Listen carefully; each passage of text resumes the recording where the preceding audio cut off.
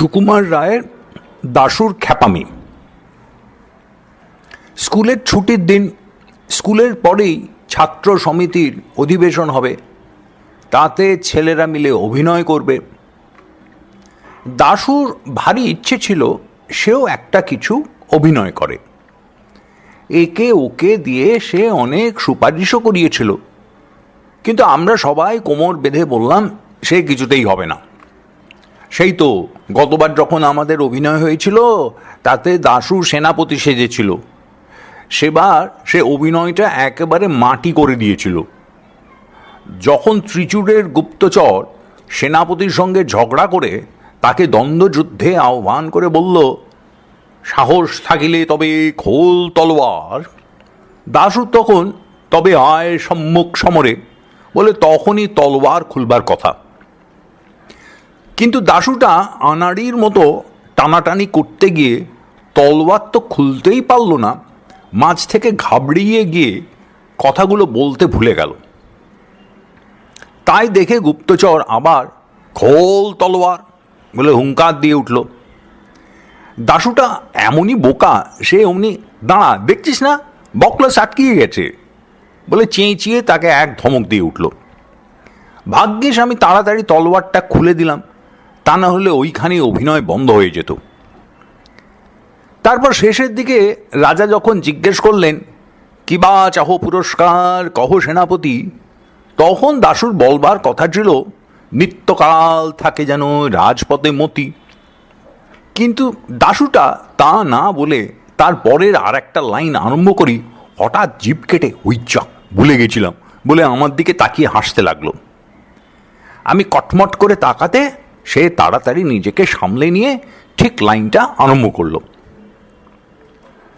তাই এবারে তার নাম হতেই আমরা জোর করে বলে উঠলাম, না সে কিছুতেই হবে না।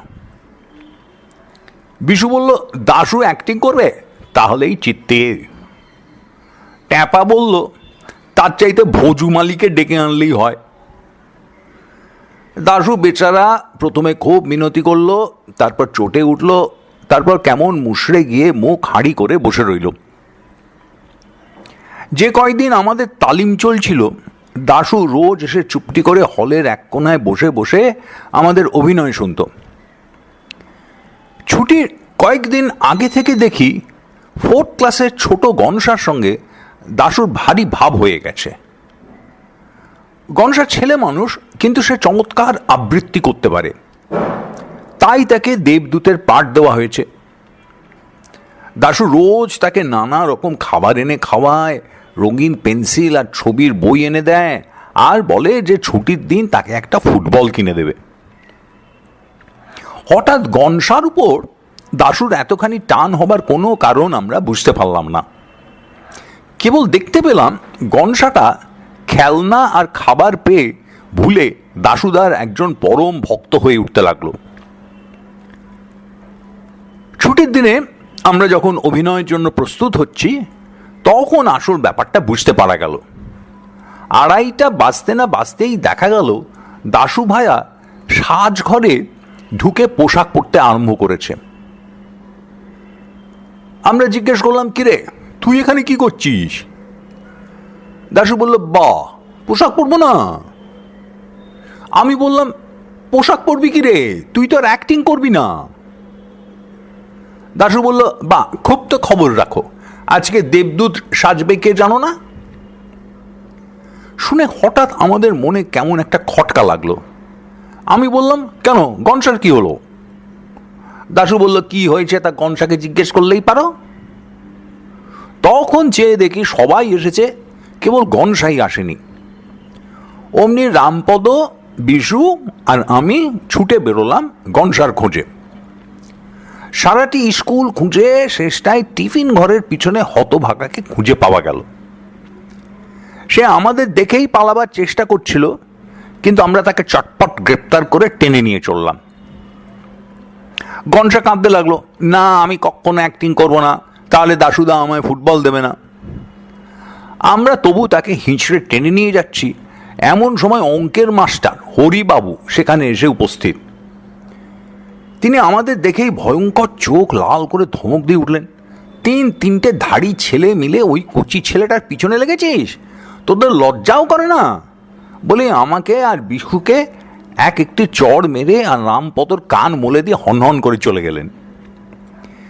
এই সুযোগে হাতছাড়া হয়ে গণেশচন্দ্র আবার চম্পট দিল। আমরা অপমানটা হজম করে ফিরে এলাম। এসে দেখি দাশুর সঙ্গে রাখালের মহা ঝগড়া লেগে গেছে। রাখাল বলছে, তোকে আজ কিছুতেই দেবদূত সাজতে দেওয়া হবে না। দাশু বলছে, বেশ তো, তাহলে আর কেউ দেবদূত সাজুক, আমি রাজা কিংবা মন্ত্রী সাজি। 5-6টা পাঠ আমার মুখস্থ হয়ে আছে। এমন সময় আমরা এসে খবর দিলাম যে গনসাকে কিছুতেই রাজি করানো গেল না। তখন অনেক তর্ক বিতর্ক আর ঝগড়া ঝাঁটির পর স্থির হলো যে দাশুকে আর ঘাঁটিয়ে দরকার নেই, তাকেই দেবদূত সাজতে দেওয়া হোক। শুনে দাশু খুব খুশি হলো আর আমাদের সাজিয়ে রাখলো যে আবার যদি তোরা কেউ গোলমাল করিস তাহলে কিন্তু গতবারের মতো সব ভণ্ডুল করে দেবো। তারপর অভিনয় আরম্ভ হলো। প্রথম দৃশ্যে দাশু বিশেষ কিছু গোলমাল করেনি, খালি স্টেজের সামনে একবার পানের পিক ফেলেছিল। কিন্তু তৃতীয় দৃশ্যে এসে সে একটু বাড়াবাড়ি আরম্ভ করলো। এক জায়গায় তার খালি বলবার কথা, দেবতা বিমুখ হলে মানুষে কি পারে। কিন্তু সে এই কথাটুকুর আগে কোত্থেকে আরো 4-5 লাইন জুড়ে দিল। আমি তাই নিয়ে আপত্তি করেছিলাম, কিন্তু দাশু বলল, তোমরা যে লম্বা বক্তৃতা করো সেই বেলা দোষ হয় না, আমি 2টো কথা বেশি বললেই যত দোষ। এও সহ্য করা যেত। কিন্তু শেষ দৃশ্যের সময় তার মোটেই আসবার কথা নয়, তা জেনেও সে স্টেজে আসবার জন্য জেদ ধরে বসলো। আমরা অনেক কষ্টে অনেক তোয়াজ করে তাকে বুঝিয়ে দিলাম শেষ দৃশ্যে দেবদূত আসতেই পারে না, কারণ তার আগের দৃশ্যেই আছে যে দেবদূত বিদায় নিয়ে স্বর্গে চলে গেলেন। শেষ দৃশ্যেও আছে যে মন্ত্রী রাজাকে সংবাদ দিচ্ছেন যে দেবদূত মহারাজকে আশীর্বাদ করে স্বর্গপুরীতে প্রস্থান করেছেন। দাশু অগত্যা তার জেদ ছাড়ল বটে, কিন্তু বেশ বোঝা গেল সে মনে মনে একটুও খুশি হয়নি। শেষ দৃশ্যের অভিনয় আরম্ভ হলো। প্রথম খানিকটা অভিনয়ের পর মন্ত্রী এসে সবাই হাজির হলেন। এ কথা সে কথার পর তিনি রাজাকে সংবাদ দিলেন, বারবার মহারাজে আশিস করিয়া দেবদূত গেল চলি স্বর্গ অভিমুখে। বলতেই হঠাৎ কোত্থেকে আবার সে এসেছে ফিরিয়া বলে এক গাল হাসতে হাসতে দাশু একেবারে সামনে এসে উপস্থিত। হঠাৎ এরকম বাধা পেয়ে মন্ত্রী তার বক্তৃতার খেই হারিয়ে ফেলল। আমরা সকলে কিরকম যেন ঘাবড়িয়ে গেলাম। অভিনয় হঠাৎ বন্ধ হবার জোগাড় হয়ে এলো। তাই দেখে দাশু খুব সর্দারি করে মন্ত্রীকে বলল, বলে যাও কি বলিতেছিলে। তাতে মন্ত্রী আরো কেমন ঘাবড়িয়ে গেল। রাখাল প্রতিহারী সেজেছিল। দাশুকে কি যেন বলবার জন্য যেই একটু এগিয়ে গেছে অমনি দাশু চেয়েছিল জোর করে ঠেকাতে আমারে এই হতভাগা বলে এক চাঁটি মেরে তার মাথার পাগড়ি ফেলে দিল। ফেলে দিয়েই সে রাজা শেষ বক্তৃতাটা, এ রাজ্যতে নাহি রবে হিংসা অত্যাচার, নাহি রবে দারিদ্র যাতনা ইত্যাদি নিজেই গড়গড় করে বলে গিয়ে যাও সবাই নিজ নিজ কাজে বলে অভিনয় শেষ করে দিল। আমরা কি করব বুঝতে না পেরে সব বোকার মতো হাঁ করে তাকিয়ে রইলাম। ওদিকে ঢং করে ঘন্টা বেজে উঠল আর ঝুপ করে পর্দাও নেমে গেল। আমরা সব রেগে মেগে লাল হয়ে দাশুকে তেড়ে ধরে বললাম, হতভাগা, দেখ দেখি সব মাটি করলি, অর্ধেক কথাই বলা হলো না। দাশু বলল, তোমরা কেউ কিছু বলছো না দেখেই তো আমি তাড়াতাড়ি যা মনে ছিল সেইগুলো বলে দিলাম, তা না হলে তো আরো সব মাটি হয়ে যেত। আমি বললাম, তুই কেন মাঝখানে এসে গোল বাঁধিয়ে দিলি, তাই তো সব ঘুলিয়ে গেল। দাশু বলল, রাখাল কেন বলেছিল যে আমায় জোর করে আটকে রাখবে? তাছাড়া তোমরা কেন আমায় গোড়া থেকে নিতে চাচ্ছিলে না আর ঠাট্টা করছিলে?